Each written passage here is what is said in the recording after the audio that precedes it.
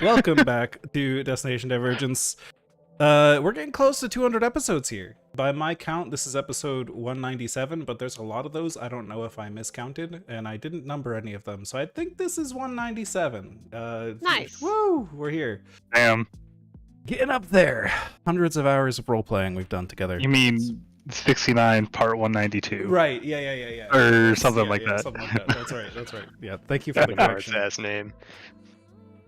We have at least reached 169 part something at this point, I think, is at least fair enough to say. Oh yeah, that's fair. Speaking of the past, y'all have been in the plane of dreams for a bit, the region of dreams.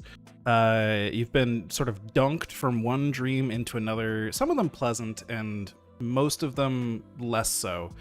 Some have just been you chilling at bars and just having a good time, and others have been you know, fighting in a graveyard that turned into a battlefield, and you know, a literal old battlefield, and fighting off all these Kori that have been manipulating dreams and twisting the emotions of the dreamers. Some of you have gone through experiences where you weren't yourselves, or had heard strange things, or been compelled to do strange things. This place is a bit weird. Nothing is quite as it seems, as you found out, and near the end of last session, y'all encountered a new ally, Ash, one of the Kori blessed by the light of Ilyana rather than the darkness of Ilashtavar. A Kori sort of in the rebellion against the Kori of darkness that try to warp everyone's dreams into nightmares and negative emotions. A Kori of light trying to bring Ilyana, the next dreamer, into power, so that Ilashtavar, the current dreamer, can finally awake.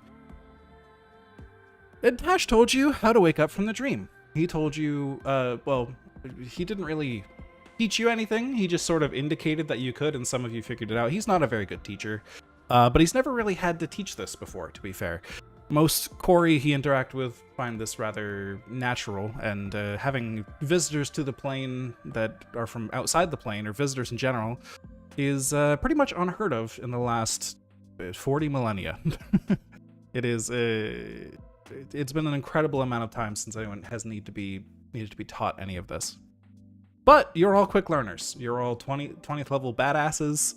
You are all insane, and you all managed to get out of this dream pretty quickly. And you went to the Sea of Dreams, the sort of meta dream that contains all the other dreams. This is the dreamer. This is the dream of the great dreamer themselves. This is the dream of Ilashtavar. The Sea of Dreams is a glassy black liquid that extends in all directions as far as you can see, out to the horizon. And I would say in all directions, but I guess there's only one direction that does not have a horizon, and that's because there appears to be some sort of extremely large wall in that direction. You're not sure what that's about. There's very, very gentle waves across this sea. It doesn't seem to have like any kind of current or extreme motion to it, but occasionally dream bubbles are popping in and out of existence on the surface of the sea and causing ripples across it. You found yourself standing on top of one of these bubbles, the bubble you could see into that contained the dream you were just in previously. And Tash gave you a bit of a rundown on what all this meant. Whatever immortal dreams, their spirit comes here, they create a dream around themselves, and they float amongst the sea. And the Kori travel through this sea in order to invade these dreams and twist them to whatever they desire. The dreams are around you, mostly glowing, with a couple ones that are sort of snuffed out and darkened with some sort of corruption. But you can see in the distance an increasing number, an increasing density of bubbles that are covered with this darkness until they become just a spiral upwards into the air. This is where your world anchor is pointing, towards this great dark spiral. Tash would tell you that these bubbles, the ones that are being corrupted, are obviously the ones that are being affected by the Kori of darkness specifically, whereas the other ones, the ones that are brimming with light, are just the mortal's natural emotions and pure, uncorrupted dreams. He gave you a bit of a choice. You could help him out and help drive back the Dark Kori, join their war with all of you ridiculous badasses fighting against this you'd have about a year with the massive amount of time dilation that happens in this plane. And a year with all of you just crushing Quarry left and right, you could make a huge difference here. If you did so, you would significantly weaken the hold that Ilashtar held on this place, and make that confrontation a little easier, instead of just rushing there directly. So that's what you chose to do. That's what tonight's session is all about. We're gonna have a bit of a montage here, and instead of direct downtime and just having you all pop up afterwards, I'd like to just go through a bunch of different scenes that happened during this year, highlight some things that popped up occasionally, and really show off your characters making your way through an army of essentially darkness itself. So one thing I will say, just to make things a little simpler, if your character ever wants to leave the dream they're currently in, you can just say you want to wake up. If that makes sense. Your character wants to wake up. Just to make that a clear term we can use, so we don't have to repeatedly explain it. I'm gonna do the dream thing or something. So that's good, that's good. You've all chosen to break up into a few different teams here. We have Leroy and Milos are spending a year working together in a great dream workshop, essentially. Faye and Nakarth are wandering around doing works of great violence and magic, I'm sure. Carrick and Drost are wandering around also doing works of great violence and magic. And Eli and Clements, again, great works of violence and magic. Woo! Woo! Violence and music. Violence and music, true. Violence and music and magic and drivers and dining and all of that. All of that, yes. And I think, actually... Yeah, I was hoping me and Faye could do something persuasive, like. Oh yeah. And like, chase out Quarry on like a massive scale or something.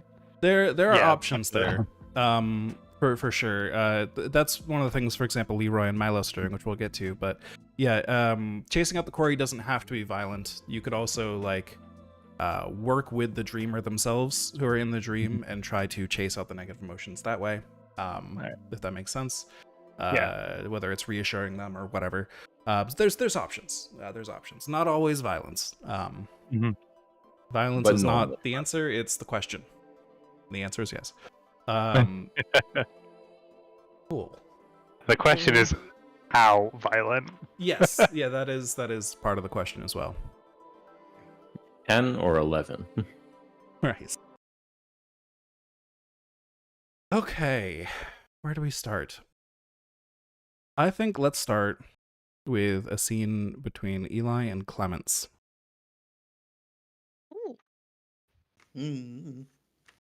Like many of these dreams, you start out in a situation where you are both experiencing the same thing. You're experiencing what the dreamer is subjectively experiencing.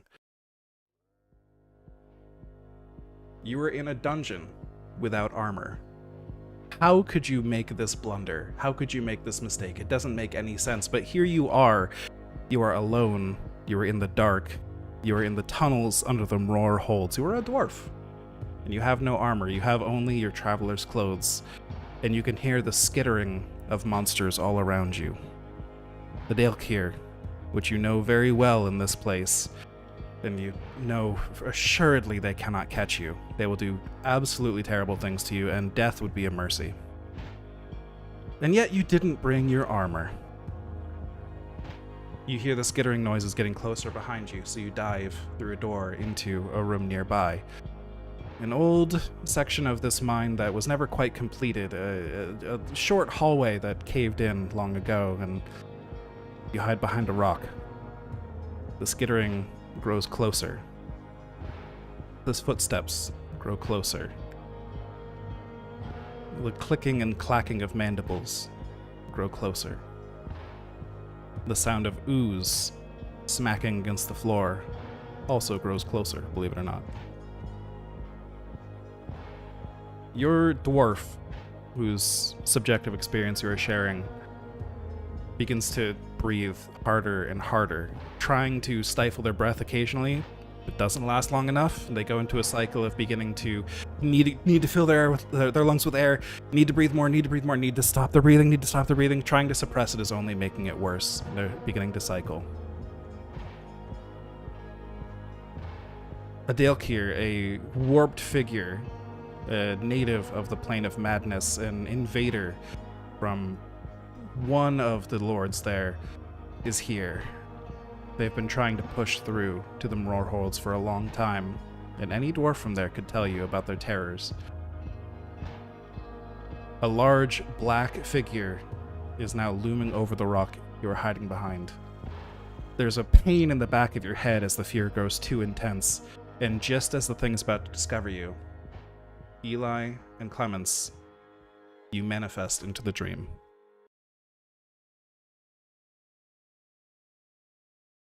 Ooh. What do you do? Do we manifest like with the dreamer? Sure, yeah. Let's go with that. We have none of our armor being Yes, here with the dreamers. I think correct? that's fair. Yes, you've lost your armor for this dream. You're sharing the experience with the dwarf, but Have you we are here effectively now. lost all equipment? I don't think you've lost all equipment, just your armor. Okay. There is a terrifying looming presence out of you. You can't tell if it has insect-like legs or long tentacles, something in between, maybe. It's the shape of its body doesn't make any anatomical sense. It could be an ooze of some kind. It could be something that's probably more likely than anything, to be honest. Hard to make out in the darkness. Doing her absolute best to swallow the abject terror, Clemens is going to leap out from behind the rock and throw herself at the thing and cast ball lightning on herself, hoping that the bright light will terrify the creature or at least startle it enough that this will create a moment of breaking this terror for the dreamer. And Eli is going to cast light on his dulcimer to give everyone a clear view of exactly what is going on, so no one's in the unknown. All right. So both of you jump in with a couple spells, trying to create large flashes of light, trying to scare off this creature who didn't know you were there until only a moment ago, and this dwarf thought they were alone until only a moment ago. Yes, the thing will fail its saving throw. I'm not even going to roll for it. You slam it with lightning. Eli shines light out over it and begins to recoil and draw back, and you can feel the dreamer behind you start to ease up a little bit. He's wrapped up in a little ball, kind of looking out at this terrible sight, but very confused at the sight of these two heroes that appeared in front of him, suddenly dispelling the darkness. The beast is taken aback by the sudden damage and the sudden bright light, and it squints its eyes, which you can now see are indeed insectoid, but it's covered in this black ooze that is warping its entire body, and parts of its body are shifted out of place where they shouldn't be. It has way too many eyes. As the many eyes squint, it draws back its many legs, and it begins to charge at you, Clemens. What do you do? I Tensor's transformation and tank it. All right. It charges at you. You enter your Tensor's transformation, which, what does that look like, by the way? I've been trying to figure that out. White lightning, I think, spreads from her spellcasting focus, which at the moment would be the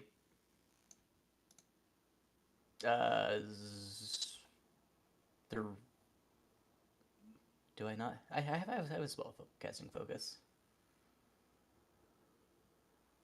I think it's just held in my left hand because I have the floating shield.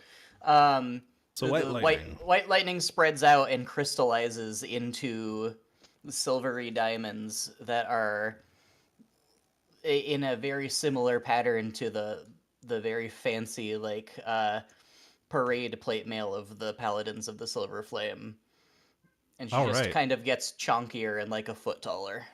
Ooh. Very good. So the thing will swing its legs down at you. Clemens doesn't even flinch as its many long pincer legs hits the diamond armor and just kind of scrapes against it, pushing Clemens back a little bit, but otherwise not harming you. And it tries again. It begins to get frustrated. Eli, what are you doing during this time? I would obviously want to help Clements not become bug food. Bug food. Bug question mark food, yes. Bug question mark food. So I am going to try and use fear against this creature, and I'm going to cast Phantasmal Killer and make something that looks scarier than that creepy bug guy with a bunch of eyes to make it frightened and run away, but also maybe take some psychic damage in the meantime. And then also play a soft tune to inspire our dreamer. I'm gonna try and like All right. coax him out of it. Rock and stone. So until it is done. you play a bit of a song, you inspire the dreamer with this song as you cast the spell at this target, and you can see in the many eyes of this creature a reflection as it witnesses the illusion you have created in front of it. And though you do not see what it sees, you can see just glimpses of it in the reflection. You see a face, a pale gray, very square face that looks like it would be dead if not held together by some magic. A face you recognize. Is it handsome Squidward? It is handsome Squidward. It is Dern the Corruptor, the handsome tentacle guy you faced in the Plane of Madness. No, not Eli that man. recognizes that guy. Yeah. Oh What a God. guy. So obviously this thing is terrified of Dern the Corruptor. He sees these two heroes just appeared in front of him. What the fuck is that? And then Dern the Corruptor appears in front of him. It squeals in terror, turns around, and books it out of the cave. Yeah. Oh my god, it's my boss, Satan. Yeah, exactly. That's basically it. Oh my God, it's This Satan. this is more like Turbo Satan, though, to be fair. Oh my God, it's Jeffrey Bezos. yeah. Oh exactly. no, it's Mega Satan. It It's way worse I would than say Satan. it turns tail and runs, but it has multiple of those, and they're all from different creatures. It's a really weird sight to see it run away. You can tell that whoever designed this thing didn't really design it to ever run away, but you managed it. Wow. The dwarf stands up and, with a bit of relief in his voice, begins to just laugh at the absurdity of this situation, the terror he was in before, and the whiplash to now feeling safe behind these two heroes standing before him, and the beautiful music that was just played. As he claps his hands together and tears begin to well up in his eyes, he wakes up, and you two are ejected back into the Sea of Dreams, Aw. where you stand on the surface of the water, as you have found you can do. And Gorgeous. that ends that scene. Fist bump, Eli. Hell yeah. We did it. Once I- again. I really appreciate that you summoned Mega Satan, and he was like, "Oh, thank God, the slime thing's gone."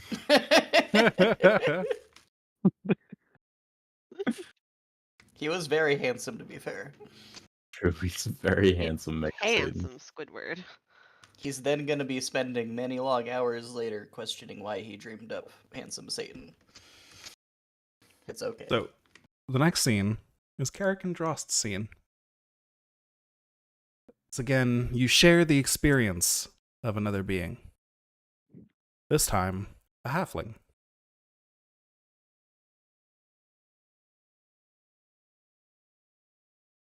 This one's pretty similar, honestly.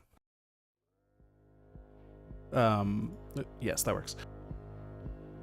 You're running from something. Something terrifying, but something is very, very wrong. You're a halfling of the Talenta Plains. You're in your nomadic settlement, all these tents set up in the plains. But everyone is running. You're running from dinosaurs, an unusual sight here. Most of the nomads of these plains form spiritual bonds with their dinosaur mounts. They become closer than family. They become bound by magic, bound by their own souls. And yet, the dinosaurs have become very aggressive, very suddenly. They are chasing you with bloodied claws, bloodied teeth. They have already killed. They have already eaten. Their hunger should be sated, and yet they chase. You're running from tent to tent, but their sense of smell is too good. There's nowhere solid to hide here.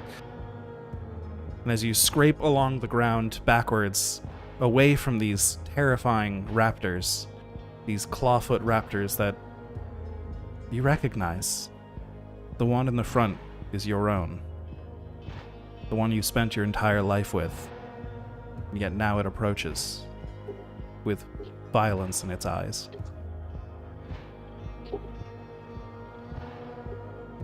There's no saving this. There's no calming it down. You accept that this is not something you can run from. This is not something you can hide from. And this is not something you can convince. There's something in its eyes that won't back down to your words or your bond you share. Something has gone very, very wrong.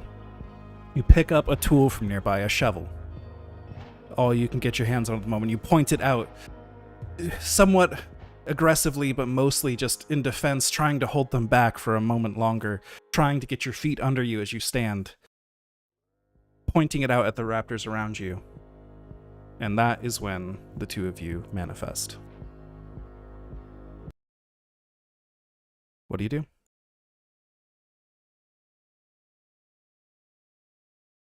This is Carrick and Drost.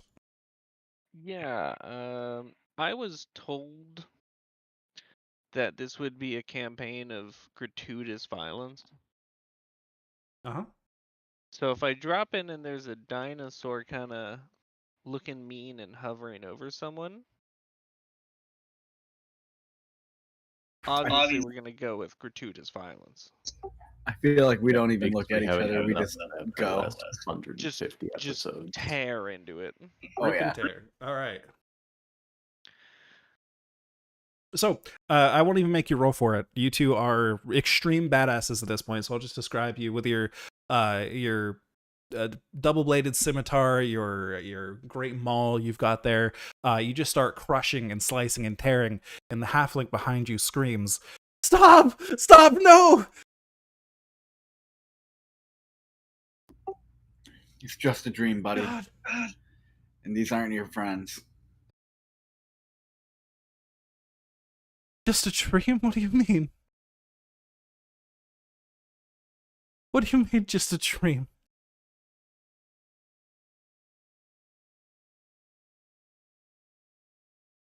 Toothy was my closest friend. As long as I can remember. Toothy. I don't know what life is like on the other side for you, but I think it's best you wake up. Just a dream, huh? He kind of is kneeling on the ground now, seated back on his legs, and he's dropped the shovel now. His hands just limp by his side. Just a dream. Just a dream. Starts smacking his face. Wake up! Wake up! And then you're ejected back into the Sea of Dreams. Once again, where you stand on top of the surface. And that scene ends.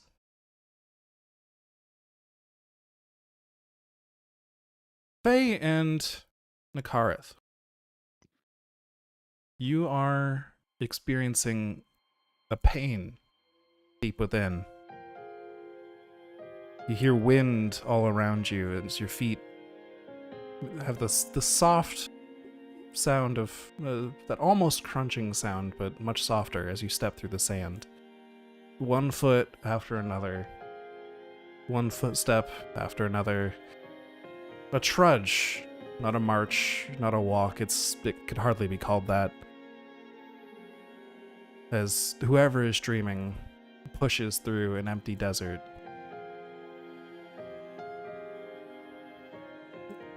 The wind whips up around them, and sand gets pushed up into shapes. The shapes become faces that jeer and bully, and they begin to whisper things. Never be good enough.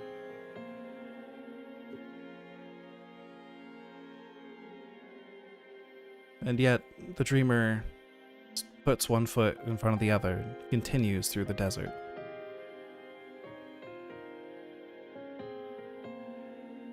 The voices are infrequent. They give the dreamer just long enough to think about the last one before the next one jumps in.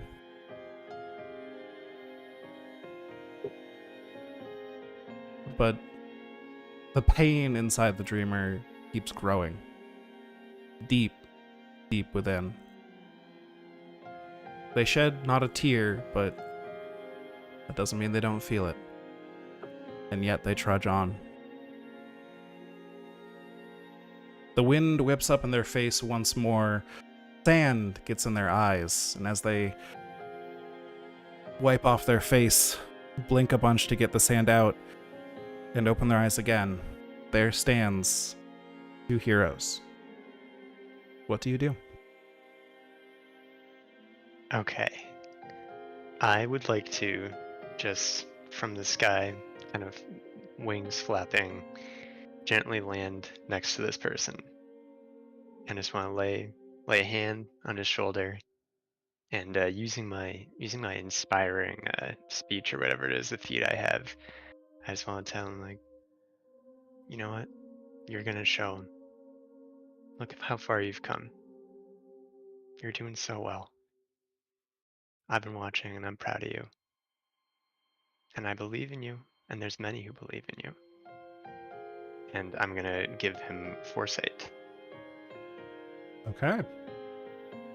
You put your hand on his shoulder, you float down to him, and he has this shocked, like, he's got a very, you can tell he hasn't made an expression with this face in quite a while. That's the look he's got to him. But you can see a glint in his eyes as he sees you come down from the sky, like, the surrealness of the situation really gets to him. Somebody is here for him. You put your hand on his shoulder, and you can see, just by that gesture, the tears swell up in one eye and begin to drip down his face. Just a single stream. You say what you said. He begins crying with both eyes, but not sobbing. Just the tears are rolling down his face as he sits there expressionless. You say, oh yes, go ahead. I to add to this, I want to be like, and this world is what you make it. You can dream a better dream. Here, let me show you. And I connect to him mentally through the psychic link, and I share all of my experience crafting dreams and creating a wonderful reality, and really trying to bring him like a stillness of mind and inner peace, to guide him toward his happiness. And at the same time, I will reach out and pluck the quarry that are haunting his dream out of the sky, and say, these things don't matter. You are greater than them, and then just banish it from his dream. All right. You say these things, he's looking back behind him over his shoulder to where Faye indicated. He sees the long string of footsteps behind him, seeing where he's come from, how far he's come. And you continue to reassure him. You show him a better dream, you said. What kind of dream? Would you... I would search his memories, and craft home. Like, find where he's from and make him the coziest evening next to a fire with his family. All right. So as you link to him psychically and begin to, one by one, tear away the quarry that were floating up out of the sand carried by the wind, water begins to bubble up through the sand ahead of him while he's looking behind him still, and it transforms into an oasis, which begins to grow in size, and a settlement appears around it. Day turns quickly into night, and this is what draws his attention back to the front where you two are standing. And a campfire with his family is there waiting for him. He reaches out, both hands in front of him, and finally an expression, a shocked expression of joy arises on his face, but the tears continue stronger than before, as the stumbling gait he had before becomes a stumble forward, faster and faster as he runs, and he joins his family. And this is now a happy dream. He does not yet wake up. Faye, Hell yeah. you notice on Nakara something you've noticed during this journey, and perhaps you've brought it up with him already. One more crack appears on Nakara's skin, and the light within is shining out through it. We notice now that Nakarat's body is covered in these cracks all over the place, as if a dry land that just has many, many shallow cracks across it. As if a clay sculpture that has been broken and remended. And they're just glowing with light. Huh. Okay, I see that with great concern, but I kind of look at him, and if I make eye contact and say, "Do you know about this?" I can't say I do entirely. I'm not sure it matters in the end. I don't feel different. We can still drive back the quarry. Yeah, it feels natural to you, Nakarth, for sure. It doesn't feel like anything is different. Yeah, I think that when we're done here, it'll be worth it, whatever happens. I might be better, I might be different. But I think we're doing good things here, and I don't think that'll change me for the worse. Oh shit. Okay, And if I Just- spend too much power, then I will be happy taking my final rest, dreaming of a better world.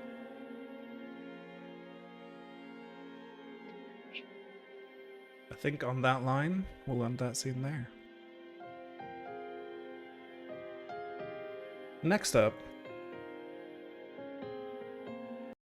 is Leroy and Milos, who are in an incredibly impressive factory. You do not have a shared experience here, because this is Milos's dream. You have orchestrated this impressive strategy with multiple castings of the dream spell and other sleep-related spells. And Milo spent some time formulating this factory ahead of time, not constructing it, but making sure it was perfect in his own mind. Then Leroy entered this dream that Milos dreamed and pulled Milos's own body into his dream with him. Milos's body sleeps inside this dream, within a glass case towards one side of this massive building. Robotic arms around the room are helping craft various arcane components. You can see flashes of magic scattered all about. Furnaces that are burning things, melting things down into crystal so they can be reused, crushing that crystal into powder, making ink. Great rolls of paper are being spooled out constantly, being chopped up into smaller sections and being written onto with this enchanted ink that is being created by this factory. Many scrolls are being created here, and they are being passed through pneumatic tubes and conveyor belts, and one by one are being passed in front of the face of Leroy, who sits in a great mechanical throne, tubes coming up from it all different directions, making sure that Leroy's own vital systems are operating at peak efficiency, while he constantly casts spells. How does Leroy feel during this? Leroy is in a perpetual but timeless state of just moving from one thought to another, almost not within himself. I mean, over 80% of his time is spent in the minds of others.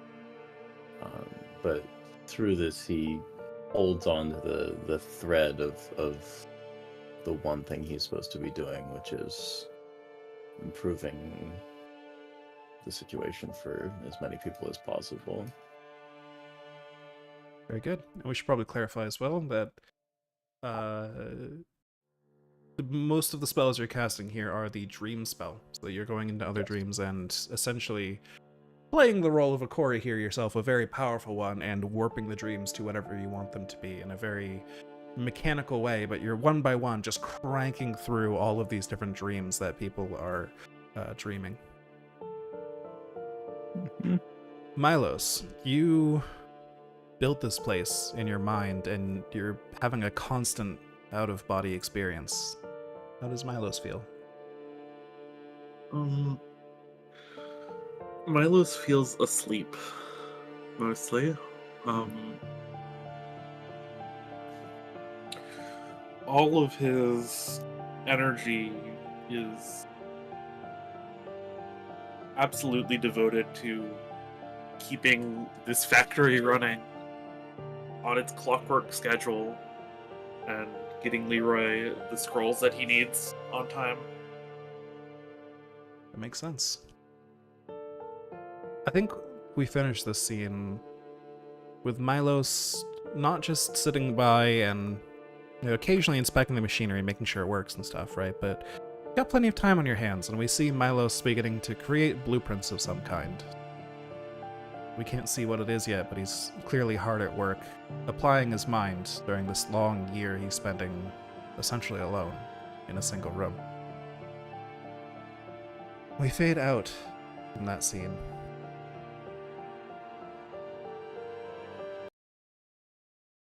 Back to Eli and Clements, who've taken a great journey out across the Sea of Dreams towards that massive wall you could see in the distance, because as you've traveled through this place, you've realized something. That's not a wall. That's just the biggest bubble you've ever seen. That's just a massive dream. What could be dreaming that? Who could be dreaming that? What could it mean that one is so large? You needed answers to these questions, and you hoped you could find something relevant there. You approach this wall, standing on the sea outside. Do you say anything to each other before you go in? I can't believe it took us this long to realize this thing that was right in front of our noses, Eli.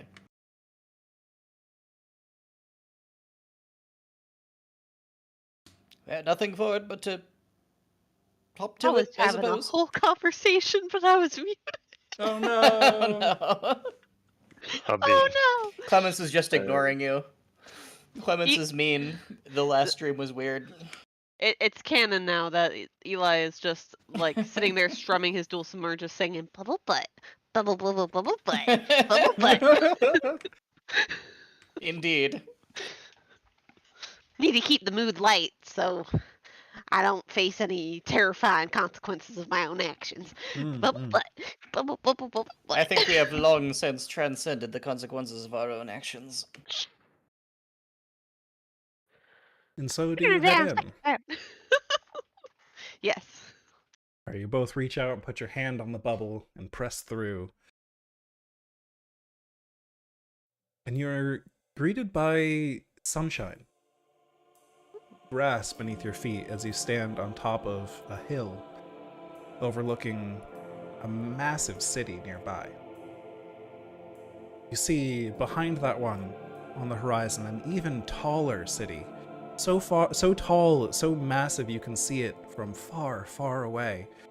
And you look around you, you turn your head and another city. Great, vast lands of farmlands and forests, and everything is beautiful. The whole place is boxed in by mountains around the edge, or forming the horizon. And you see no end to this dream in any direction. But not long after you register where you are and feel the weight of the ground beneath your feet, feel the air around you as a cool breeze passes over you, and you can smell the pollen in the air, smell the flowers and the trees nearby. This is not a bad dream. And then you hear the flapping of wings nearby. You look up and a griffin approaches with a rider on its back. As it sets down near you, a goblin in ornamental robes hops off this griffin.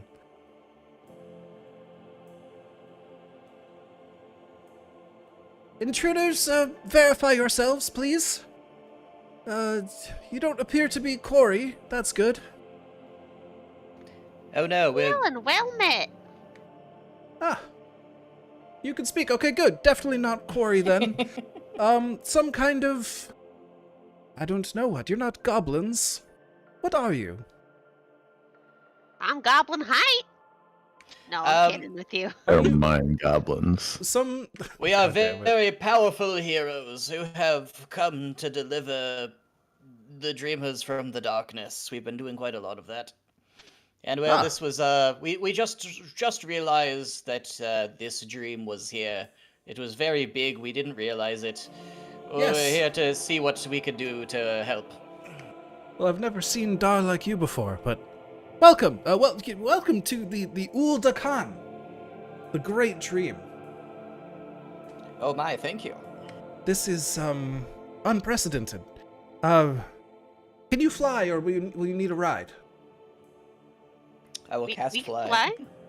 All right. Well, very good. Of course, powerful beings. Thank you. This is turning out very good. Very good indeed. Yes, this is exciting. Follow me to the city. And he will fly off on his griffin towards the city. As you follow him, and we'll kind of fast forward that a little bit, you are led into a throne room with an empty throne. But there are 6 different goblins around wearing different ornamental robes. These look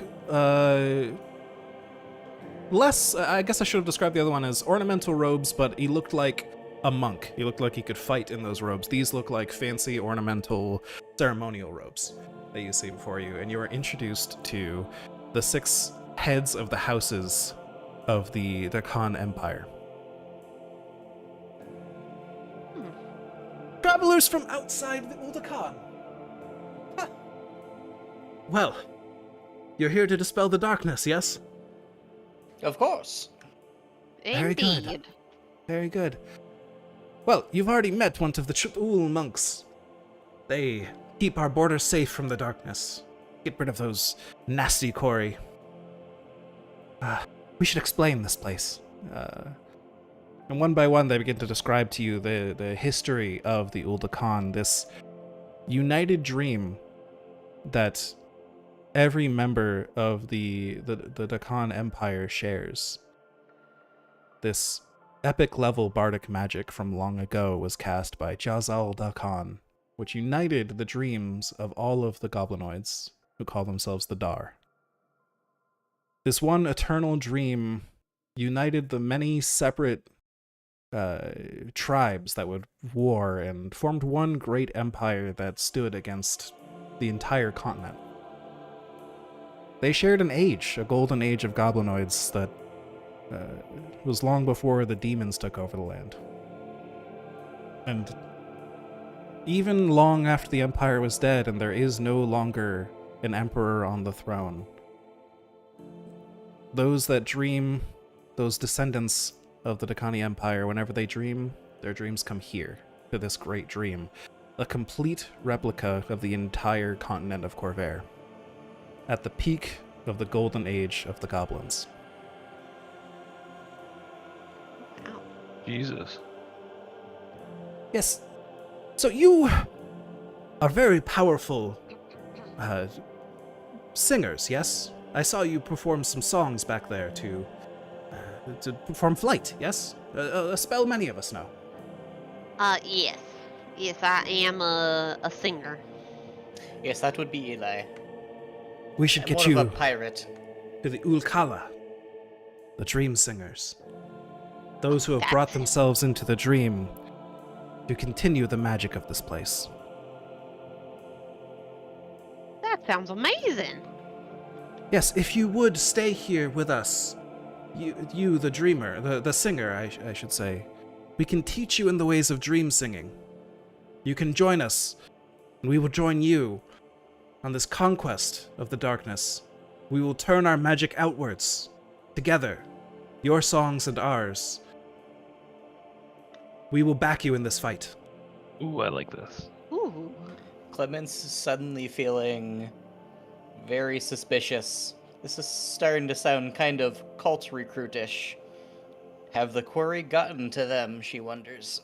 Good point. Eli thinks this is a great idea. This is amazing. Oh my gosh. Don't let your guard down, Eli. They may be spies. But they're so nice. Yes, that's how they get you. Don't But drink anything they give you. I already ate the cookies they gave me. Oh no, I did too.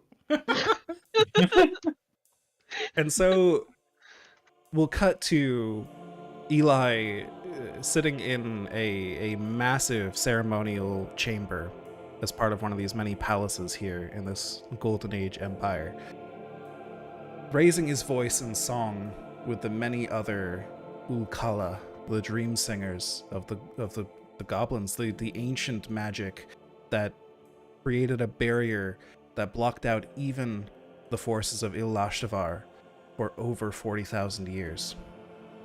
And together, you begin to, in a sense, do the same thing that Leroy is doing at the moment, casting lots of magic on other dreams, but Eli is doing it in a bardic way at the moment.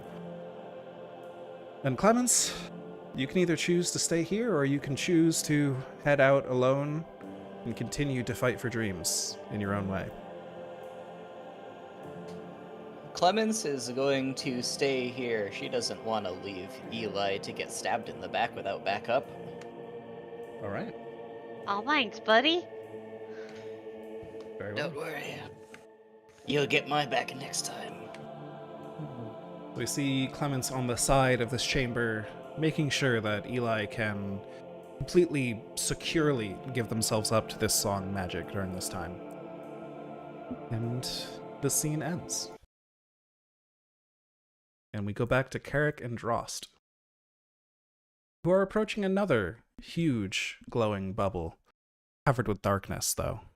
Not nearly as massive. While the bubble that Eli and Clemens ran to was, I mean, literally the size of a continent. This one is more like a football field. It's massive compared to these other bubbles that are more like 20 feet across, but it's not that size. Still, something great is dreaming this, and there's lots of corruption around it.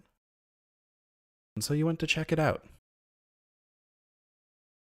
Do you say anything to each other before entering? What are the chances it's a dragon? A dragon dream?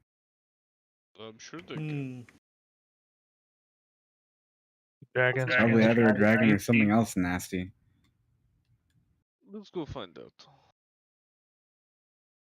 And so you enter the dream. Place your hands in the bubble and force your way through. And you are standing on a massive mountain of quarry corpses. It stretches extremely high up into the air. Bodies continue to tumble down the mountain and pile at your feet. All different manner of quarry. Powerful, weak. Anywhere on the spectrum. The weakest little shitter quarry you guys experienced that were taunting you with fear in the darkness, all the way up to some of those powerful quarry that have the many eyes floating around them that I believe at least Carrick has experienced. These leaders of the quarries, the Karlach quarries, that are red and bright, looking like a mantis. All of these are gathering up at the top of this mountain, flying through the air, and you can see flashes of flame smashing back and forth, causing the bodies to tumble down the mountain. There's something up there at the very peak. Do any of you have like a extreme long-range vision of any kind? I've got a nah. dark vision. Okay, it's not too dark in this place. There is kind of like gray clouds swirling in a storm-like fashion above, but it's not too dark in here. Okay. So, you can't make out what is causing all of this commotion up there, but clearly something at the peak of this mountain is fighting against the quarry very hard and winning.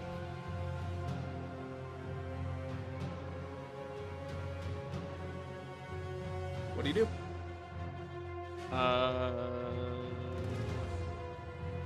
Well, first Drost is gonna murmur under his breath. It's just like scene 14.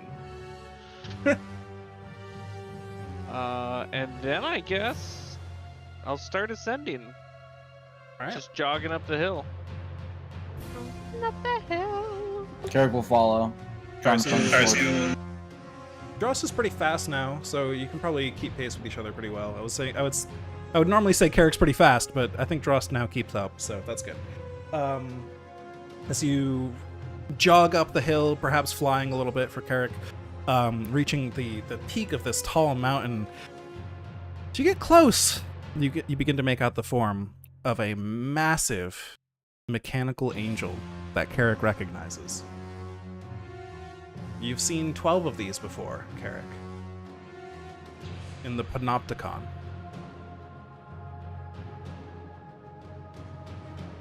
This is one of the great solars that... yeah, I think Carrick was there, right? I'm pretty sure. I'm not mixing up. Okay, Yeah. double checking. Carrick was. Excellent. So you see the Panopticon solar of Valcor. His armor covered with just this dark energy that is sort of rusting away at his mechanical structure. This great golden construct-like angel that stands ridiculously tall as like the Warforged Colossus that you fought previously. These great golden wings coming off his back, and the flaming sword he's swinging back and forth to smash the quarry out of the air. His eye is glowing with rage, and his face twisted in anger. It appears he's been fighting here for quite some time. Let's go try and help him. Yeah, I'm down.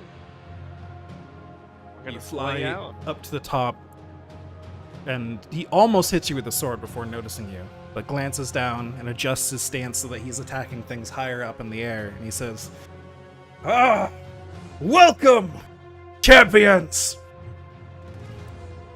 You're here for backup, I assume?" Slashing the sword through the air. Indeed. Very good. I've been doing this a long time. Drost will giant smite and get big and just, this is my kind of dream. Alright, so the two of you join in the combat, slashing, smashing these Kori out of the air one by one as they continue to pile up bodies around you. And perhaps you spend a long time here, fighting back against the quarry. But there seems to be no end to them.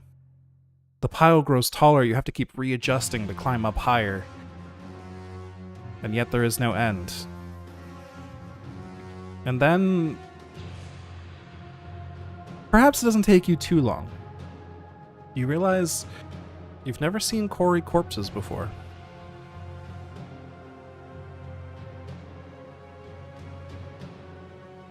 Something is wrong here.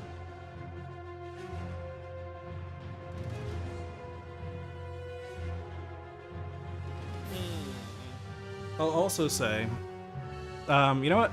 Didn't want to call for too many rolls tonight, but I will call for this one just to speed things along a bit. Can I get each of you to make an intelligence roll for me? Just to check. Just to check. 18's very good. 17's also very good. Alright. You both are pretty familiar with the dream magic of this place after going through many of these different bubbles. And you wonder where the dreamer is of this dream. If it's the construct, if it's the solar, where's his body?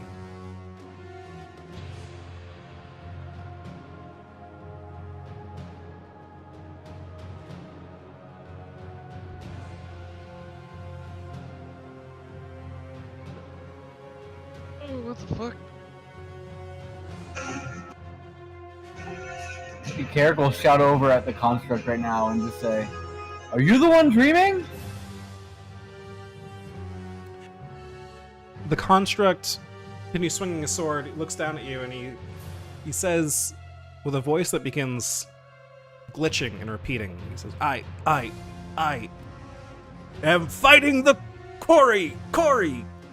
He keeps swinging his sword.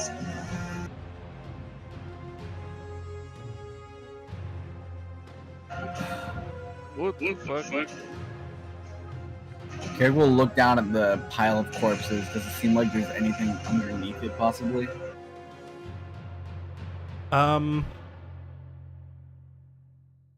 Possibly. Sure, I mean, you could hide anything down there.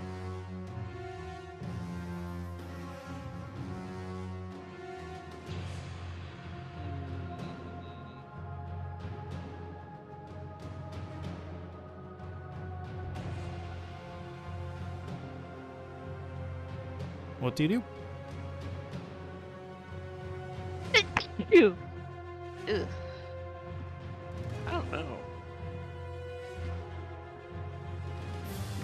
You notice something else, actually. I forgot to mention this detail. This is on me.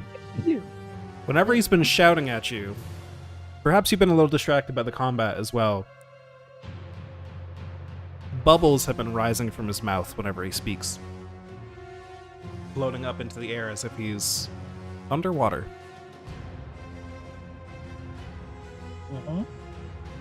What the fuck? Like dream bubbles or just like normal bubbles? Normal bubbles going up through water. It's like, it looks exactly like somebody talking underwater, but you're clearly breathing air. I'm gonna trigger my hammer and activate True Sight. Alright. There are no quarry around you. Everything here is part of the dream. The construct is the dreamer.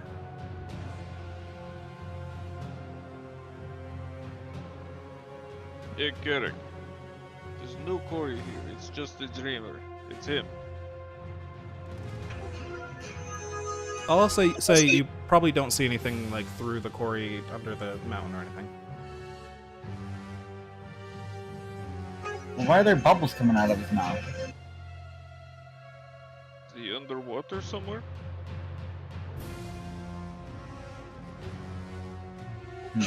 There seems something wrong. Can I have Carrick fly over and cast Greater Restoration on the Dreamer? Sure, yeah. I don't know if that'll help him at all. Yeah, I like this. So you run up and you cast Greater Restoration on him, trying to free him from whatever is affecting him here. And all of a sudden, you cast a spell on him, and he lurches in place. He stops swinging his sword at the quarry, and all the quarry begin to just kind of back off. Like, they're not approaching now that he's not swinging a sword. They begin to retreat back up into the sky. And he looks up at the sky and wakes up. You're ejected back out onto the Sea of Dreams. You stand on the surface. I think that helped. Man, that was weird. And then you're having this conversation, and the waves around you burst up into the air as the Panopticon Solar of Thalcor bursts from underneath the Sea of Dreams up into the surface and hovers over its surface. Thank you, champions, for freeing me. I am ashamed to have been there for so long. Ashamed. Ashamed. Ashamed. His voice glitches again. Oh, buddy. Hey, We're You fighting the need good some- fight, too. Sorry, go ahead. you need some maintenance. I am ready to fight. I will always be ready to fight. He raises his sword up into the air. Onwards! He pointed out in front of him. Do you guys follow him to fight, or are you going to try and convince him to get some maintenance? I will try to convince him to get some maintenance. Yeah, so will Carrick. Carrick will say something along the lines of, have you gone back to your home plane to get your briefing updates? I know lots of reports back on your home plane. His head kind of tilts to the side slowly at first and then snaps in place like something, like a gear clicked too far or something. This. Reports! Yes! How could I forget? Conquest can wait! I will return. And then he vanishes. Okay. I think it worked. I hope that works out. Alright, and we will fade from that scene as you two begin wandering towards another bubble nearby. Back to Faye and Nakareth. You've entered yet another dream. You are a professor. A professor at a school of magic. You know your name to be Professor R.I. Carmenor, a wizard. She teaches advanced transmutation, 302. You're giving a lecture in front of your students. Everything is normal. You turn to the board, wave your wand, and the chalk rises and draws out some arcane symbols. You turn back to the class, and there are no faces on any of the students. You blink, and their faces return, as they all stare at you with a quizzical look on their face, as they're wondering, what is wrong with you? Why did you stop in the middle of the lecture and stare at them? You shake it off and get back to what you were doing, continuing to draw these symbols, your hands now shaking slightly. You call one of the students up to complete a formula. As they reach out to the chalkboard, their hand emerges from the sleeve of their robe, rotten, dead, long dead, crawling with maggots. They grab the chalk, but their fingers fall off. Again, you blink. You have knocked the chalk to the floor. The student is surprised and is looking up at you with a mix of fear and confusion. You end the lecture early and send the students out. This is when the two of you emerge into the room, as if you were students in the crowd originally, and everyone files out the door. You two remain in the room with this troubled professor.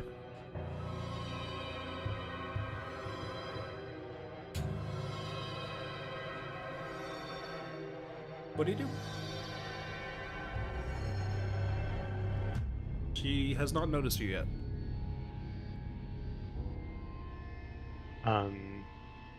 As if I were a student, I will just kind of come up to her desk and say, Professor? She stands up and turns around and kind of knocks over some of the papers on her desk. She was sort of absentmindedly flipping through without even really looking at them. Oh, goodness, sorry. Yes. How may I help you? I'd like to talk. We'd like to talk. Maybe help you. Perhaps we saw something weird. It was nothing. It was nothing. There's sweat forming on her brow, beginning to form little droplets. It's fine. I know. I'll see myself to the infirmary. I must be getting sick with something. It'll be fine. No. Wait a sec. Wait just a sec. I understand. It's not just you. We're gonna fix this. I promise we can do it together. Now, will you sit a moment? Let's talk. She swallows hard, and nods her head, and leans up against the table as you have given her this confidence in the situation with your tone. Okay. So, actually, we might be good with a little more privacy, and I'll turn to the rest of the class, wave my hand and be like, class dismissed. But the class was already dismissed. Oh, I missed that. Yeah, So you go to turn around and look at the rest of the class. As you turn, you notice that the door to the room is gone. There's just a blank wall there where the door used to be.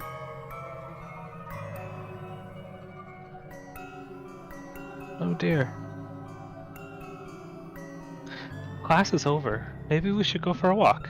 I say as I'll stride towards the door, where the door should be, and try to manifest a door. All right. You. Roll me just a charisma check. You know what? Sure. Oof. Charisma? You just manifest something into somebody else's dream. High DC? There might be a chance if you roll high, though. Okay. Shit, I actually have to open my character sheet. Roughly guaranteed. Just a check? Just a check, sorry. You're just using your raw force of will to manifest something. I think that's a charisma check. Alright. Need that Dorisma. Fuck. Say Dorisma. You reach out to a door handle that is not there, Oh. trying to open it, and you just grab it, nothing. There's no Oh doors. dear. Can we assume the Karth has foresight since he's with Faye? That's a pretty good point, actually. Yeah, let's go with want that. to ask, but No, yes, that's fair. but I don't know how much it's gonna help. You just roll again. yeah. Yeah. I You tried. just scratch through the wallpaper. Oh fuck. I'll be like, well, that's rather embarrassing. A walk sounds nice, but no, not now. I should get to the infirmary. She's kind of holding a hand to her head. We're right here, and I'm just gonna lay my hand on hers on the table, and I'm just gonna use heal, just some nice warm healing magic. Okay. Hopefully calm. It's all right. See, we're more than students. We can. I was we about can to help say, you. Yes. no student can do that. Yes, but we can get to the bottom of it. I believe in that. And these students are here. None of them are beyond saving. Whatever's wrong with them, we're gonna fix it. Now, have you seen this? She's before? kind of looking over her shoulder repeatedly, looking back and forth as you're talking to her, not focusing super well. Hey, look at me. I should Look at go. me. Yes. Whatever could hurt you would not get through us. Consider us your protectors now. You are safe. If this room seems like a cage, I promise you it is a sanctuary now. And you can relax. Okay. Thought I dismissed the class. And she'll point behind you. All the students are back in their seats. They're all staring. To each of you, it feels like they're staring directly at you. Ah. Well. Class, you're dismissed. She points to the door that is not there, and her finger begins to shake. The class does not budge. Student! Hello. I'll be filling in today. Now tell me, which one of you, any of you, are here with any ill intent? Do any of you mean harm? The students continue to stare, and all of their heads tilt to the side very slightly in unison. That's creepy as fuck. Oh yeah. Jesus. All right. Can I Livelihood. basically sense that they're all quarry? Oh yeah, Or 100%. yeah. Every single one of them is a quarry. yeah, they're here for a feast of not knowledge, but pain. I believe she said class dismissed, and I will now wave my hand and try to banish them all. All right. I'll say this time you're using your Corey power here to try and do this. Mhm. This can be a wisdom check. All right. I'll even let it be a wisdom save. Get your proficiency in you're there, because you're so you're generous. using your own ability here. Yeah. Okay. Yeah. Easily. 28. Wave your hand in front of the class, and one by one, the students begin to vanish. And as the students that you were wiping out begin to vanish, the ones on the other side of the room begin to stand up, realizing what's happening, but they're too late. And then the whole room has been wiped. There are just a bunch of empty chairs that kind of clatter in place as the students leave them. What? How did you just... My students, what did you do? Those were not your students. Yeah, they didn't listen to you. They didn't respect you. Your real students are safe. I promise you that. This is an illusion. But we are not, and you are safe now. And No, you can wake up. This is your dream. It's anything you want it to be. It's a dream? Yes, Just A dream. A dream. She puts both hands on her face and sort of smooths back her hair. Just a dream. Just a dream. She gets up from the desk, begins to pace back and forth. Kind of Calm using her yourself. hands Oh. and like determined gestures. Just a dream, just a dream. Wake up! Wake up! She beats her fists on her head back and forth. Wake Gotta up! give her Oh, foresight no, again. no. Hold on, no, hypnotic pattern. Hypnotic. Okay. She calms Yeah, down. I'd try to use stillness of mind, like do the mental link and stillness of mind on her. Alright. Between both of your magics, yeah, she is in a complete daze, just kind of swaying back and forth. Deep breath. She follows your command.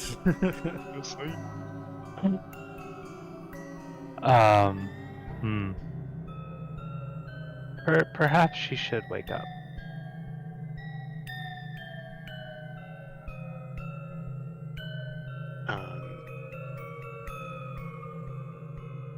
I'm gonna give her foresight while she's down. Okay. And then let her wake up again. I'll She withdraw the pattern. comes out of the trance. Thank you, I'm calm. Okay. The dream? Um, I need to wake yes. up. Not real? And I Or can you wake... could continue to have a nice, peaceful night of rest. It's your She choice. repeats the words, I can wake up, I can wake up, I can wake up, Yes. I can wake... And she's interrupted Uh-oh. by the dream vanishing. And you all being Oh. ejected back out to the Sea of Dreams. Yo, academics got fucked up minds, if you know what I mean? Says the resident academic. I'm sure you don't know what you're talking about. Faye, you see Speaking more from cracks. Experience. No, not really. More cracks along the Karth's skin, connecting to each other, spiraling outwards. It seems like something is moving quickly now. It's like before there was a single crack here and there whenever Nakarth did something. It appears now a tipping point has been reached. Flakes of Nakarth's body begin to fall away and float on in the air, dipping down into the sea. And you can see dear. the body of light within. Hey, Huh. hey. Stop the banishing, okay? We can do this by another way. I don't like this. Hmm. But we must starve them. We can't let them keep feeding. At Nic- what cost? Nakareth, you don't feel any different as Faye is saying this to you, and even looking down at your own body, this happening to you, it doesn't feel that strange for some reason. It feels like this was meant to happen, and then you feel an energy well up within you. Oh. Something's coming. What do you do? I think this was meant to be. I think this will be.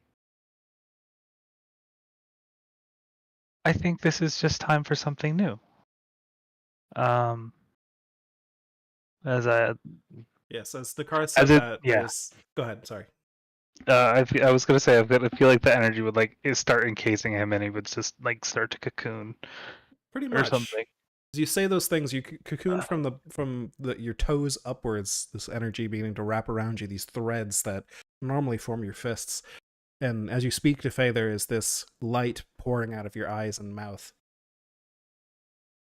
Faye, you see Nakareth get wrapped in this cocoon. And then Nakareth, you experience something familiar. Hmm? You are shoved from one memory to another.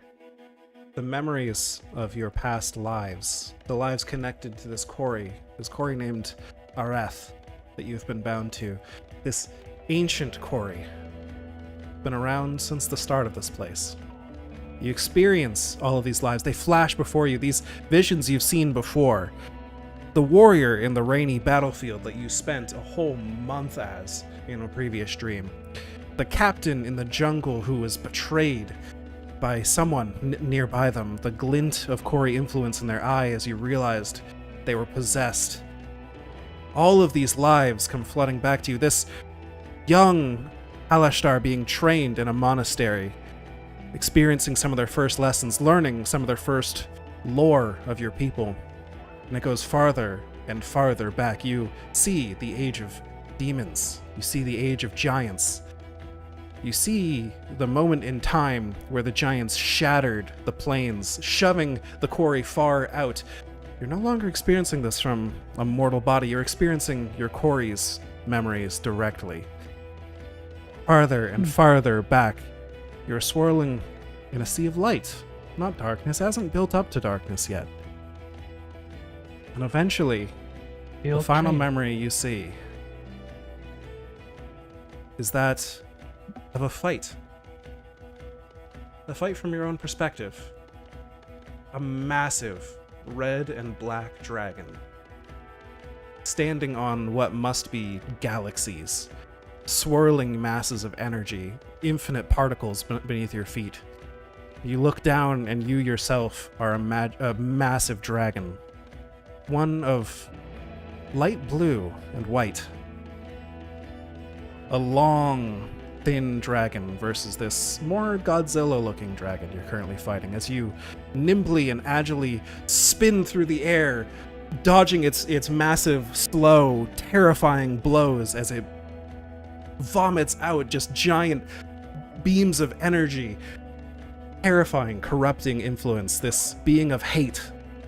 But you're not afraid. You are one of the progenitor dragons. Shit. You swirl around this enemy, binding them up, and then they pierce into your flesh with a stab, directly finding your heart. And the battle is won by them, not by you. And this memory begins to fade as your consciousness splits into many pieces.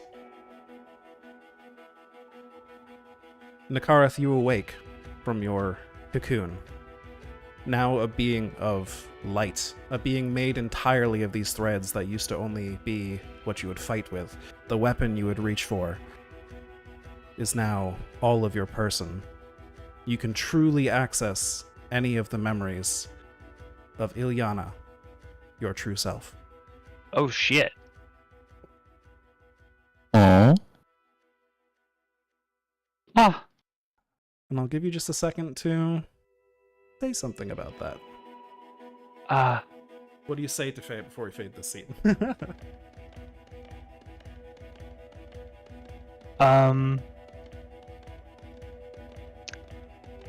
I think I have walked the path of light for an eternity now.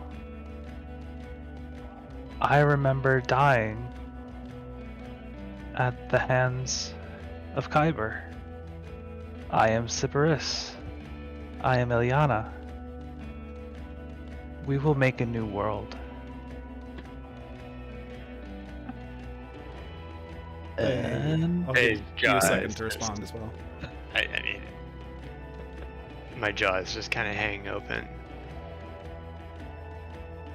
And I'm like, so, for all this time, all the drinks we've shared together, everything we've done, you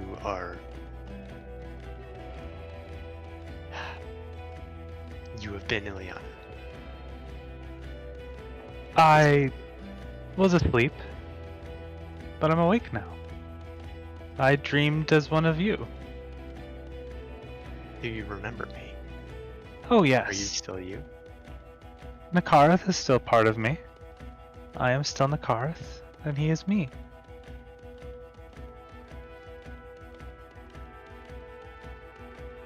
We still love you, Faye. And we will make a better world. It's my purpose. I failed when Kyber killed me. But we'll make a new one. And we'll bring everyone with us. Blackjack and hookers. Yeah, this is just my madness. Yep. And on that note, unless Faye had something else, sorry. Well, you said that this is just his madness. This isn't real. Oh no, this is real. Oh, it's real. But my madness is like the my one The whole purpose. thing. that I'm Oh, that's so right. obsessed That's with. right. Yeah. Very fitting. Yeah. Well, fucking.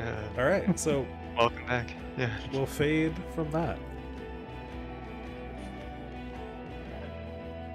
I like Holy. the your friend becomes or reveals themselves to have been a god the whole time into fucking I mean, that tracks. What else right? do you feel say like- to that? Honestly, I can't Yeah. blame. Thank Fair you. enough. And we fade into another scene. We're back with Milos and Leroy. In that workshop, in that great factory. We see Milos tinkering with something, no longer worrying about the machinery, the maintenance that needs to be dealt with. Milos has already created automatons to take care of that for himself. Working on something new, what appears to be a suit of armor, based on the blueprints that were being created earlier. Magically welding, shaping things with many different spells you have at your disposal to just like what there's like creation, is that on your list, right? Or is there the fabricate, things like that? Yeah. And fabricate. So many that you're just trying different designs, placing piece together this intricate set of armor. You furiously work away at this. Leroy, Milos has not come to talk with you in quite some time, but you've been occupied. Is Leroy concerned about this, or do you just focus on your task? So I assume I would sort of build up a curiosity as I get these little 30-second, 1-minute flashes of progress, seeing it go on. Yeah. And I might take some time to ask Milos what he's doing. What is this project? Yeah, I'll leave that up to Milos. Would you reveal that? How would you respond? I wouldn't tell, or my list wouldn't tell Leroy what he was doing exactly. He would solely be focused on, and in turn providing the information. I need to do better. I need to be better. Interesting. You're already Tirelessly. fantastic.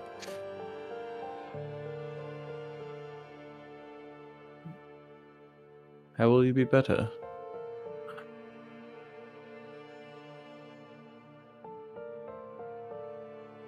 The factory begins making a beeping sound as scrolls are backed up on the line. Yeah. And I run back to my chair, plug everything back in, and actually, I imagine the tube sort of hung from the ceiling and came with me. Yeah, that makes sense. But I will get myself going again and All right. sort of pick away at this over days or weeks. Some of the automatons adjust some knobs to make sure that the output is adjusted to slow down for a little bit, then catch back up again so that the backup is completed, worked through. And as Leroy goes into sleep and begins regenerating spell slots once again, Milos, you hear a voice behind you that you've only heard Leroy's voice in here for most of a year at this point. Well, I can see my investment is much more talented than I even imagined. I'm kind of looking around. You turn around and see the figure of Mahadi standing there looking around the environment you've created. Quite good work. Well, this is only a dream after all. Indeed. You know, that's actually why I'm here. I figure I may have underestimated the investment I made in you. And so I'm here to protect the investment a little more. Here to offer my assistance. You are doing incredibly important work as well. Work that will benefit our business in the long run, even if you don't know it yet. So, this is just a dream. Don't worry. This is a gift. You've already agreed to work with me. Consider this a bonus. You may not have been aware yet, but things made in a dream cannot be taken from the dream. He gestures down to what you've been working on. I can fix that for you. I will fix that for you. Whatever you create in here, this project you've become obsessed with, it will not be in vain. You can take it out of this place.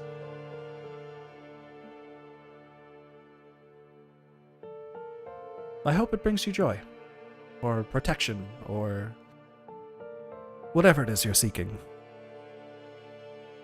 Milos will look down at his pile of metal, towards his flesh, and then back up at Mahadi. My gratitude. Not much longer. We'll say there's some time gap in there, but Leroy awakens. Mahadi is already gone. And Leroy, you're interrupted. You see Milos working as normal. Doesn't seem to be anything out of the ordinary there. But as soon as you wake up and you're about to start reading another scroll, you're interrupted by receiving a sending spell. Oh. And a familiar voice reaches your mind ears? The voice of Bracana. Mind? Yeah. Bracana says to you, did you wanna read it, Nakarth, or? Nope, you're good. Okay. Bracana says to you, and I'll just read it verbatim, because I don't remember Bracana voice. The will of Kyber dwindles. The evils of hell are receding. The overlords are dormant.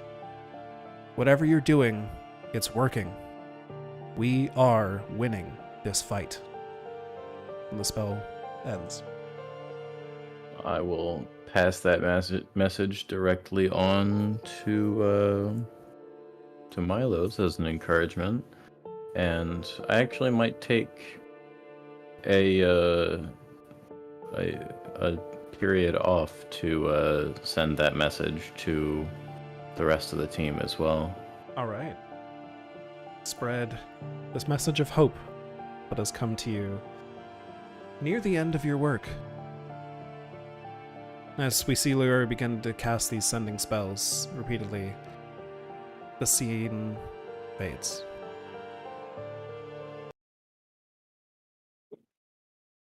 Clemens, Yes. would there be any amount of time that could pass that Clemens would feel secure in the Uldakan and continue leaving out amongst the dreams, or would you stay there for the full year? I don't think so. I think the longer I'm there, probably the worse I feel. Okay, fair enough. Fair enough. Something not bad happening just means that the tension is growing. Pretty fair. Okay. So we'll just say that we see another brief scene of Eli continuing this this bardic work, but now with Eli's fast learning and a great bardic capability, has begun leading the songs now instead of learning the songs. And Clemens is off on the side, watching intently, making sure nothing goes wrong during this time. And we'll fade from that one. I know it was brief, but that should cover it. Since you guys are doing that for the full year, it kind of makes sense. And then back to Carrick and Drost. We jump to you two in the middle of a fight. Here we go. Jump to you in the middle of a fight. You're fighting off Corey left and right, defending this this poor elf who appears to have no combat talent of their own, backed up into a corner, hiding behind both of you as you just slash and smash and just keep defeating all of these Corey around you.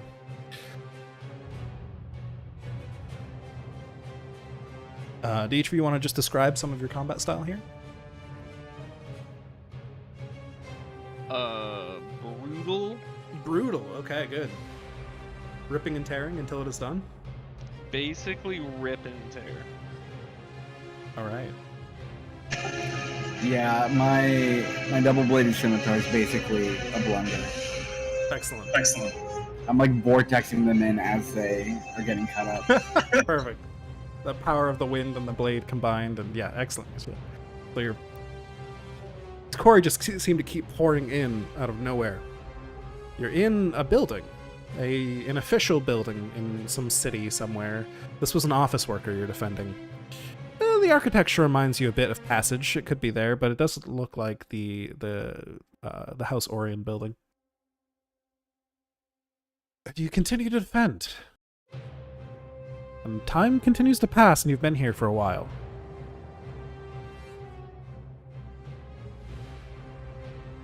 What do you do? Continue fighting? Well, if it's the same sort of thing, we have to do something with the Dreamer.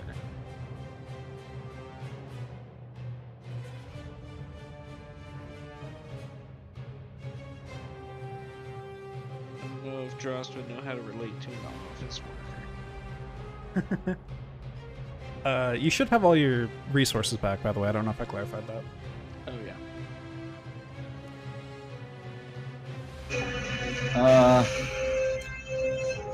So what made you have a dream like this? The elf just continues to cower in the corner, does not respond. Just like covering their head with their arms, just sobbing and shaking.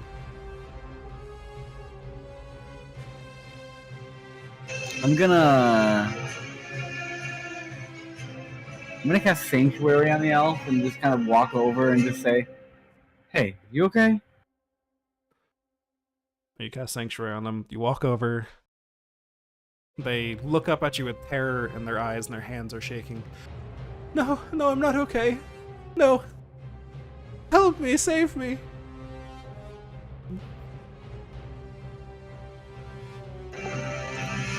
Do I know how banishing works on this plane? So banishment would send something to its native plane or to a pocket plane, right? So if you're on their native planes, like banishing a quarry would just send them to a pocket dimension for a little bit, right? As far as I remember the spell. Okay. So if I like tried to banish him, never mind. The only banishing I have is banishing strike, and I don't want to do 5d10 force damage to this man. You could potentially banish someone out of their dream, I guess, because they're not a native of the plane. But yeah, banishing smite, maybe not so good. Scream non-lethal as you banish him back to safety. Non-lethal. Listen, look at me. All you gotta do is take some deep breaths, calm down, and wake up. We'll cover you while you do that. Listen, as like characters just like one-handed with the scimitar, just like killing things behind him as he's talking to this guy. Excellent. We'll cover you. I don't know how to wake up. You wake up. I'm in a dream, right? I'm in a dream. He puts his hands to his temples and just starts rubbing. Wake up, wake up. And then he vanishes, along with the surroundings. And you're back on the sea. You look around you, look back behind you, and there are no bright bubbles that have been cleansed, as you'd expect. There are only bubbles of darkness all around you. It's as if you've made no progress with all of your fighting.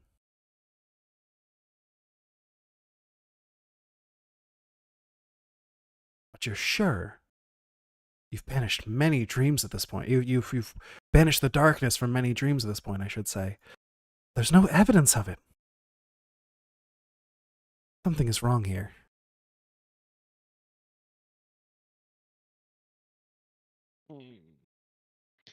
What if we've been in a dream ourselves this whole time?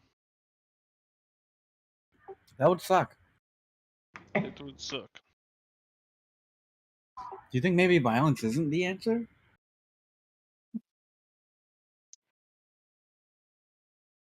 I hate that thought. I had a feeling you might. What do you want to try instead? Anal. Dear God. Maybe we just try being nice to everyone in the dreams? I will give it a shot. No fucking way. As they say, ain't no way. Ain't no way. Or maybe we gotta find like a quarry city and just do a preemptive strike. We can try both, but I like that second one better.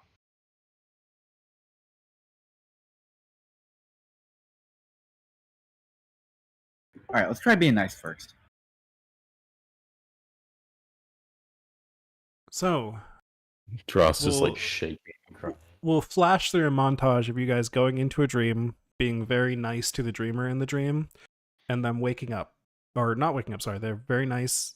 Their dream gets cleansed of the darkness. You, much like the other players have done at this point, we'll just flash forward to when you complete this being nice to them attempt.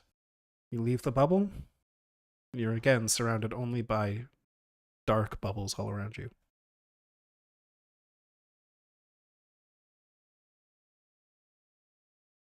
Oh boy, here I go killing again. Something And we're just is wrong standing. here. We're just standing in the ethereal sea. Yeah. All right, I guess I'll true sight again. You cast True Sight, and there are quarry all around you. A massive horde of them on all sides. Nothing is real. The sea beneath your feet is not real. The bubbles are not real. I knew it, you motherfuckers. The quarry all, as you say that and look up at them, the More quarry violence. all kind of like shrink back, like, oh fuck, we've been caught. But they don't have a time to respond yet. What do you do? I'm just gonna immediately slam my hammer down and earth shatter the whole group. All right, do you guys just both commit to violence, just going crazy? Oh my god. Oh yeah. Well, the kindness did nothing, so we're back to ultra violence. All right. Mm-hmm. The ultra-violence begins again as you swarm from one quarry to another, slashing and smashing and casting magic and swirling things together like a blender. And finally you kill the last quarry that was in the stream.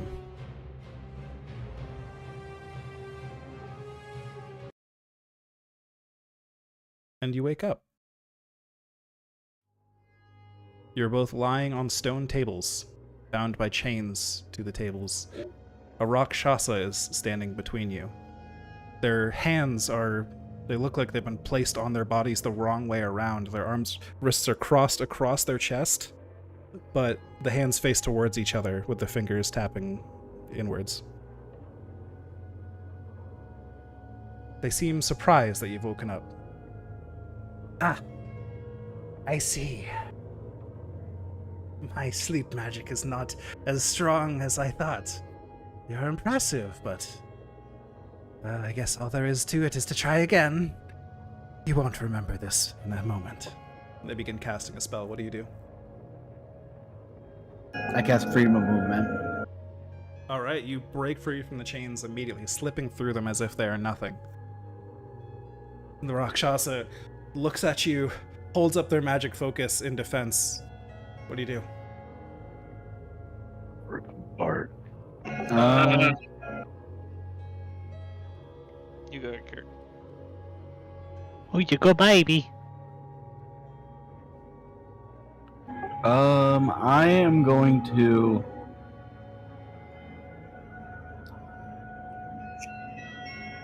Yeah, I'm just gonna cast Wall of Force and create a dome around him. Okay, he's blocked in. He casts his spell, finishes casting it, but it just hits the wall and he cannot target you through it. And then while he's in there, I'll just take the time to break Drost out. I would definitely attempt to rip the chains off. Oh yeah, Dross just rips them off the table, just breaking the... You probably still have chains dangling from you, but you just rip them partway through them.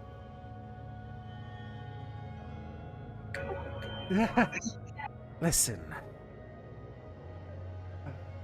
This is frustrating. This attempt has failed. What do you want from me? Will you let me go if I give you something? Where the fuck did you come from?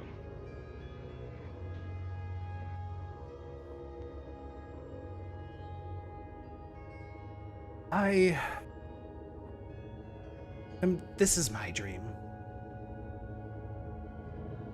Oh my god. That's fucking awesome.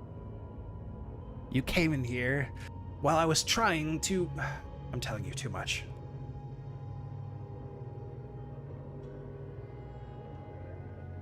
No, please tell us more. Roll me a persuasion check. Or intimidation, I guess. That's up to you. You know we're the ones who vanquished Raktokesh, right? Of course I know. My mistress would hate if you're able to do that to her. I'll flash it to a 25 or 21.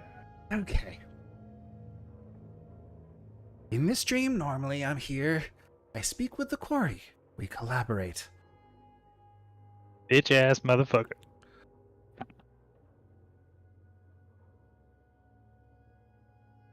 That's what I was doing. You came in here thinking the darkness of this place must be something to be purged. I was quick with my spells. Thankfully, you went to sleep. And then we started manipulating your dreams. So what do you do with the quarry here? Your thirst for violence is unquenchable. You've been in there for a while, but... Well... But like I said, we collaborate with the court. We talk back and forth. We have these... Why am I telling you this? You know where I came from. Now you know who I am. Well, I guess you don't know who I am. I am Hectulam, the Shadow Scribe. They tap their fingers together in the middle of their chest again. I serve Sulkatesh. You cannot strike fear into my heart. You could not kill her if you tried. And even if you kill me here, I will simply wake up. Yeah, I had a different idea. What idea is that? Eric, can you put him to sleep again? I'm already asleep.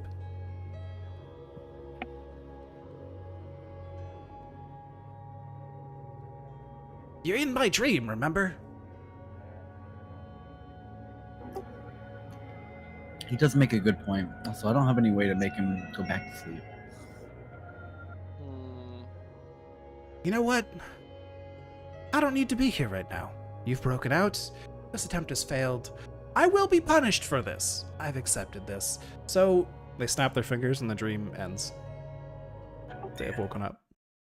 I can't believe you annoyed a demon into running away.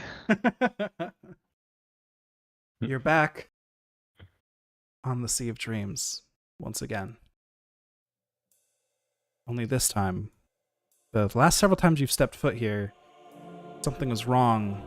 You saw only darkness around you. You saw no evidence of your journey. But you look around you now, and you see countless dreams in a wake behind you, in a path you've been carving through Ilashtavar's territory. You are close to the center. You are close to the densest part of this land. And yet you don't seem to have had much evidence of slowing down until you got to this dream. Memories come flooding back to you now that you're out and back in essentially reality, though this is still a dream. And your year is almost up. There's still work to be done, but no signs of progress? I think not. Together, your forces, the allies you've made along the way in here, have conquered this place, and now all that's left is the stronghold.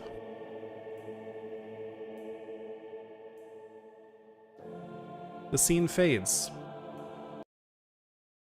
and we hear the crackling of a campfire that Tash is tending to on the beach in the darkness. He's seated on a crudely carved out, you could call it a chair, but it's more like a log that they sort of dug an indent into. He's poking at it with a stick, trying to make sure the fire is warm. And one by one, the rest of you start to show up. All of you, winds of change, walk up out of the sea onto the beach and sit down around the fire. Let's go around one by one. I'll start just in the order of Discord names here with Faye. How has your year changed you? Do you have any new scars? Are you a different person mentally? Have you been worn down, or are you encouraged by the progress you've made? Oof. I think I'm a little more centered. I think that, traveling with Ikarith or with Ileana, with them, has, helped me train my mind a little bit more, and also, just seeing this transformation was powerful, little scary, but I came to accept it, and aside from a little very workable touch of the madness, I think Faye is just more kind of in the same way that in that moment I saw Nakara kind of accept that transformation and move on. Feel very accepting of this, this next phase and whatever comes after it. What we need to do. Yeah, I'd say a little calmer. All right. Focused and ready for the fight ahead. Carrick, you've had a long path of bloodshed, but it clearly has been worth it. Has Carrick's appearance changed in any way, or his mannerisms? What's different about Carrick after this year? I feel like Carrick visually looks very worn down. He looks extremely battle worn, and he looks like he's aged 5 years in this 1 year. But he's ready. Very good. A spark of rebellion in his eye, despite his physical appearance.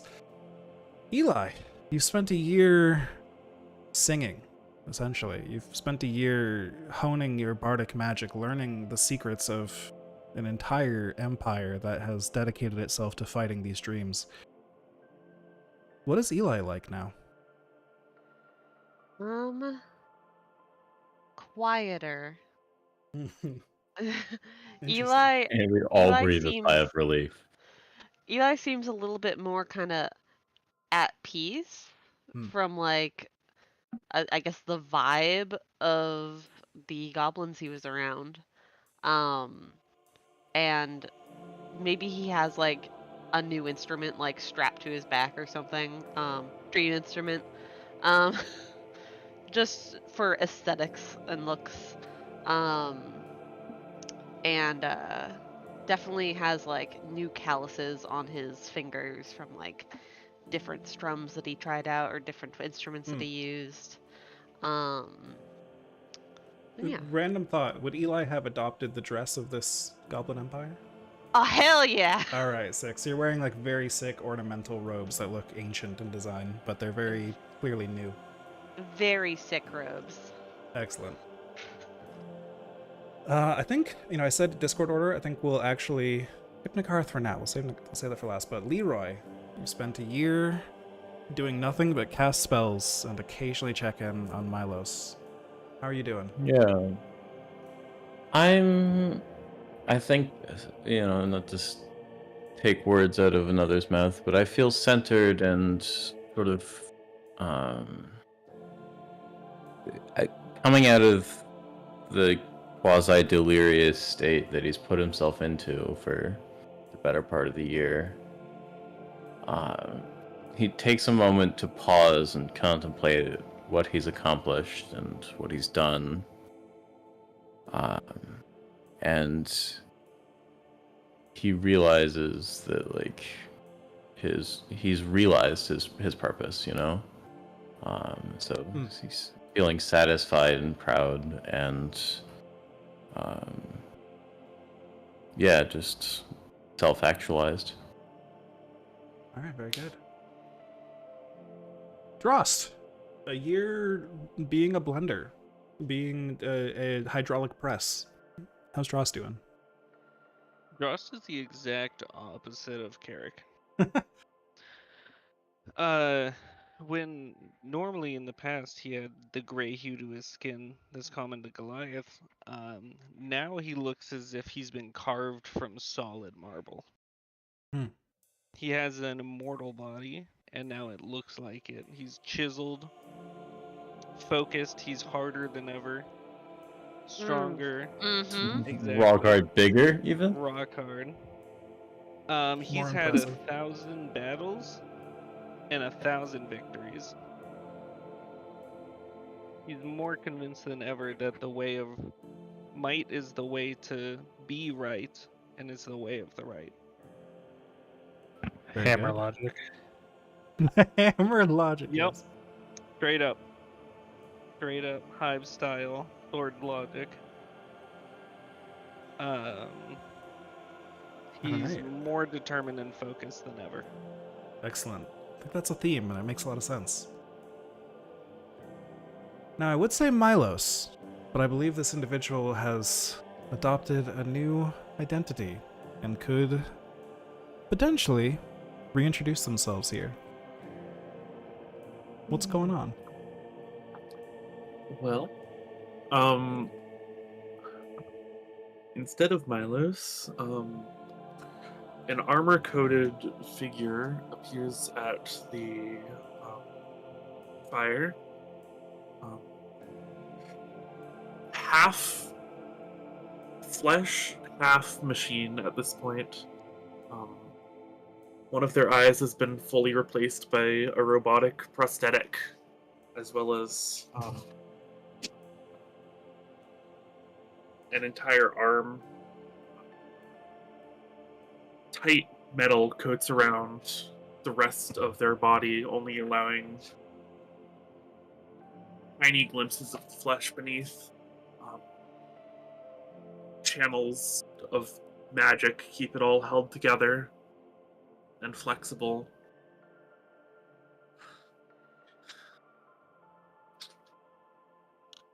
And this individual's name?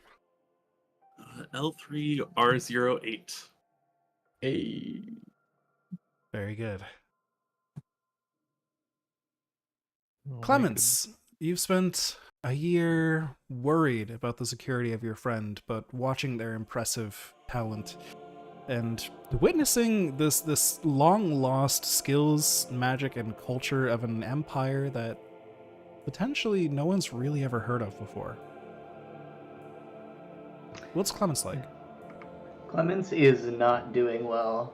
She has spent an entire year growing more and more anxious about the idea that all of this is just an elaborate ruse and that at best we're wasting time. Once it's all over, she can't even bring herself to be relieved. She's grown to think even this must be some kind of a trap. We're in a dream world after all, anything could be possible. She's been cursed and damaged and resurrected several times over the campaign so far and has already looked considerably older than she is, but she looks far older now than the 1 year that they spent in the dream. She has completely internalized just protect Eli and probably isn't ever going to get that out of her skull. Oh no. I mean, thank you, bud, but like, oh no. Yeah, it's not a good thing. And Nakareth, or should I say Ilyana, you walk up out of the water, glowing with light, washing away the light of this campfire even. Some of the description has been made for you already, but what is Ilyana like now? What do your companions see? I think they see roughly the form of Nakareth. I think they keep the body, but their power overflows such that they're just kind of the threads that used to wrap around him just kind of glow faintly beneath his skin at all times now. Giving him like a wavy alien look. And he would just smile very warmly at everyone and then just radiate how proud they are of everyone getting so far. Very good. And yes, you all exchange some words as you sit around this fire, perhaps going over some of these tales of your experiences over this past year, but no time to cover all of it, but some of the most impactful moments that these years have had on you, or perhaps the most badass moments that you've had over this past year, or maybe the saddest moments. But all of the emotional moments of this past year, you relate to each other, you catch up, but in the background of this conversation, there's always this feeling, this undercutting of purpose, and the reason you're all here isn't to catch up. It's a greater purpose. And eventually the conversation dies down, and Ash picks it up again. Says, well, in all my years existence, never thought that we would manage something like this. This is truly incredible. You all are ridiculous. You know that. He Yes. tosses the stick down into the fire, and the fire kind of crackles and grows a little brighter. gestures up at the sky. He says, well, there's only one place left. It's time for all of us to take this on. He points up at the sky, and you can see the swirling spiral that you had seen from a distance before is now what you stand under. This small, almost tropical-looking island you're seated on at the moment, with this crackling campfire. This funnel goes up into the sky, these swirling figures, which you can now identify are just an entire swarm of quarry. Endless. Swarming around to protect something up there.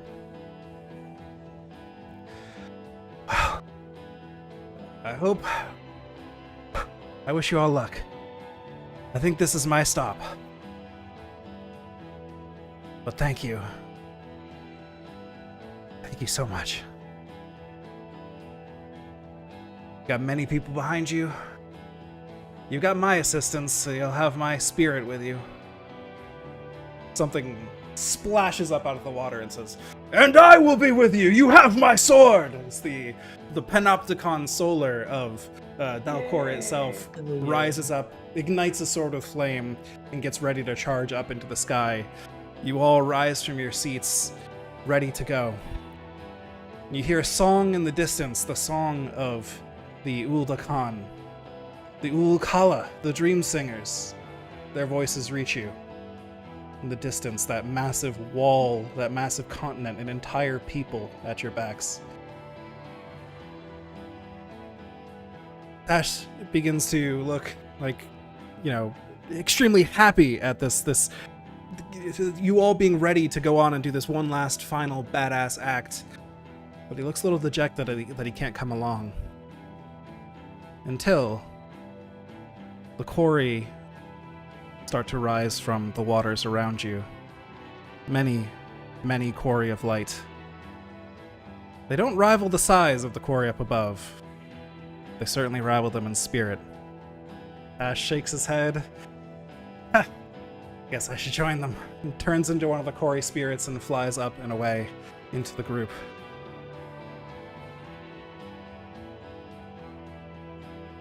It is time for your final challenge.